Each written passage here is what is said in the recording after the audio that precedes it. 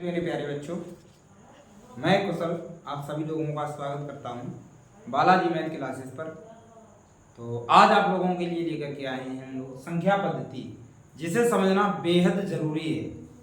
ये हर टॉपिक में लगभग में आ जाता है, चाहे आप फिर अनुपात समानुपात पढ़ो, चाहे आप लाभ हानि पढ़ो, सब में आ जाता है। ये सब बेसिक चीज़ें हैं, सबको आनी चाहिए। ठीक है, तो आज की हम क्लास शुरू करेंगे। हमेशा की तरह सबसे पहले आप लोगों के लिए मोटिवेशन कि जो कभी संघर्ष से परिचित नहीं हुआ, इतिहास गवाह है, वो कभी चर्चित नहीं हुआ। तो जिसने भी मेहनत की है वो ही व्यक्ति दुनिया में नाम कमा पाया है। तो इसलिए आप लोग भी आज से इस बात का संकल्प कर लें कि हमें भी कठिन मेहनत करनी है जब तक मुझे सफलता नहीं मिल जाएगी। तो ठीक है मेरे प्यारे बच्चों, हम लोग शुरू करते हैं क्लास। देखिए कि जैसे सबसे पहले जरूरी है प्राकृतिक संख्याएं। तो प्राकृतिक किसे कहते हैं कि भगवान की कोई भी चीज जो दी हुई होती है उसे हम लोग प्राकृतिक कहते हैं कि ये प्रकृति ने दी है। तो भगवान हमें कोई भी चीज देंगे तो वो गिनती के रूप में देंगे। ऐसा तो नहीं आप लोगों को जीरो से शुरू कर देंगे कि भगवान ने हमें जीरो पेड़ दिए या जीरो कुछ भी दिया है। तो भगवान हमेशा एक से ही शुरू करते हैं। तो इसीलिए प्राकृतिक संख्याएं, जो संख्याएं गिनती के काम में आती हैं उन्हें प्राकृतिक संख्याएं कहते हैं। जैसे एग्जाम्पल के लिए आप लोग समझेंगे, जैसे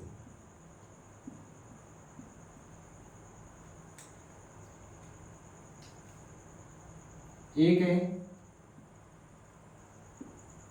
दो है, तीन है, चार है, ऐसी डॉट डॉट करके अनंत तक चली जाती हैं आप लोगों की प्राकृतिक संख्याएं।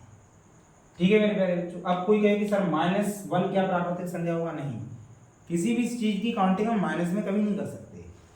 कोई नहीं कह सकता है मेरे पास माइनस के 5 कारें हैं, मेरे पास माइनस की 5 बसें हैं। तो इस तरीके से आप कभी नहीं कह सकते। इसके बाद आता है कि पूर्ण संख्याएं। यदि प्राकृतिक संख्याओं में शून्य को भी शामिल कर दिया जाए, ठीक है, यदि प्राकृतिक संख्याओं में शून्य को भी शामिल कर लें तो वह पूर्ण संख्याएं कहलाती हैं। ठीक है, तो देखो जैसे जो आप लोगों ने प्राकृतिक संख्याएं लिखी थी 1 2 3 4, इसमें कुछ नहीं करना, केवल जीरो को ऐड कर लो। 1 2 3 4 डॉट डॉट डॉट इनफाइनाइट। तो आप लोग अनंत तक चले जाओ तो ये भी क्या हो जाएंगे आप लोगों की पूर्ण संख्याएं हो जाएंगी। तो आप लोगों ने पूर्ण संख्याएं देख ली। इसके बाद आप लोग देखते हैं कि सम संख्याएं। तो आप लोगों ने किताब में पढ़ा होगा और बचपन से आप लोगों को सर ने भी पढ़ाया होगा कि जो संख्याएं 2 से कट जाएं वो संख्याएं सम संख्याएं कहलाती हैं।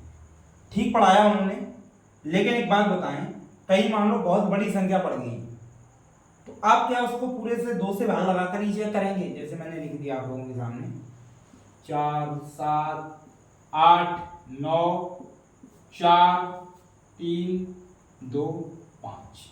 अब सर ने आपको पढ़ाया कि यदि 2 से भाग चला जाए तो वो सम संख्या हो जाती है। तो इसका मतलब क्या आप इसमें 2 से भाग लगाएंगे? 2 से भाग लगाएंगे तब भी आपको पता तो चल जाएगा। लेकिन सिंपल मेथड यही है कि इनका इकाई अंक, आप इकाई अंक को देख लें 0 2 4 6 8। एक इनमें से कोई भी है तो वो आपकी क्या बन जाएगी? सम संख्या बन जाएगी। ठीक है, जैसे के लिए आप लोगों को हम समझा दें, जैसे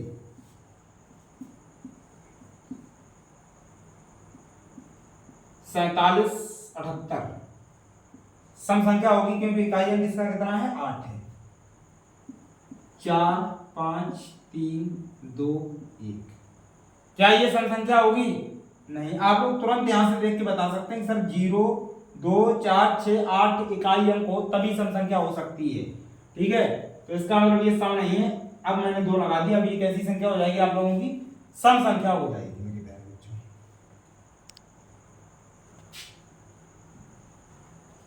ठीक है, अब जब सम संख्या आप लोगों ने पढ़ ली, इसके बाद आता है विषम संख्याएं।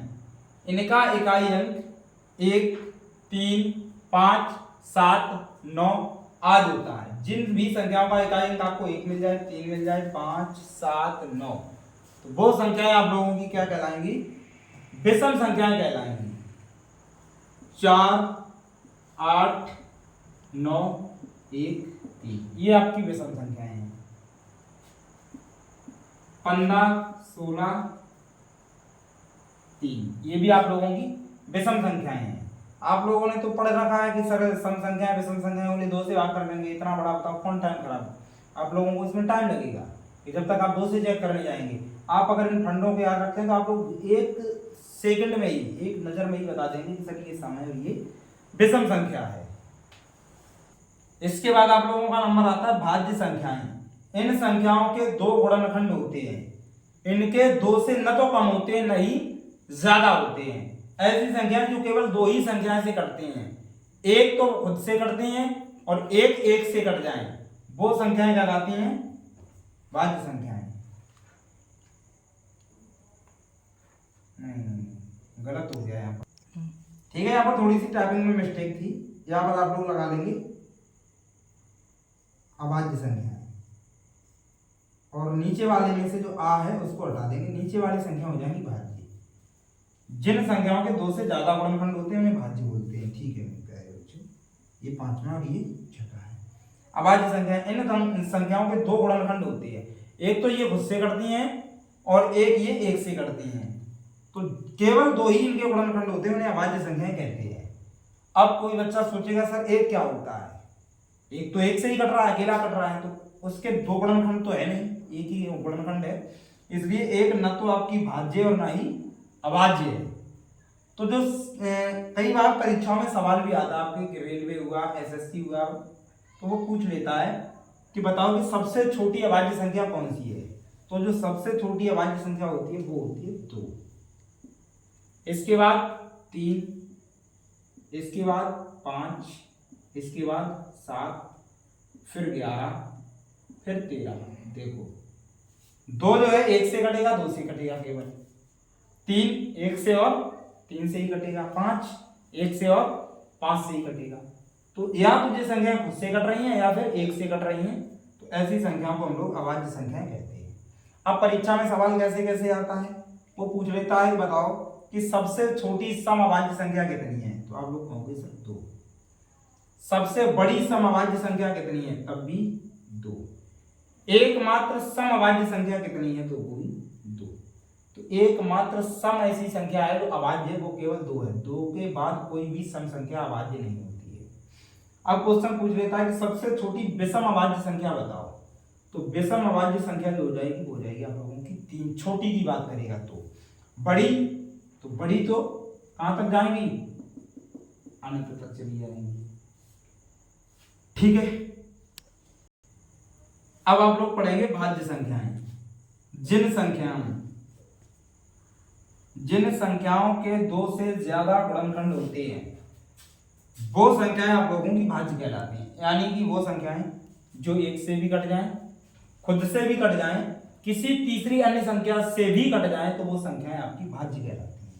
जैसे समझते हैं आप लोग, देखिए जैसे मैंने लिख लिया यहाँ पर 4, तो 4 देखो 1 से कट रहा है, 2 से कट रहा है और 4 से भी कट रहा है।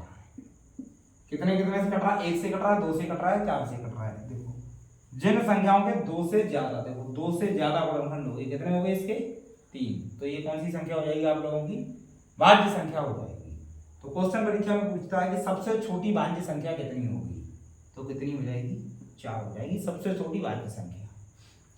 अब क्वेश्चन अगर आए कि ये बताओ कि सबसे जो छोटी विषम भाज्य संख्या कौन सी होगी, तो जो ऐसी सबसे छोटी संख्या जो विषम भी हो और भाज्य भी हो, तो वो होती है मेरे प्यारे बच्चे 9।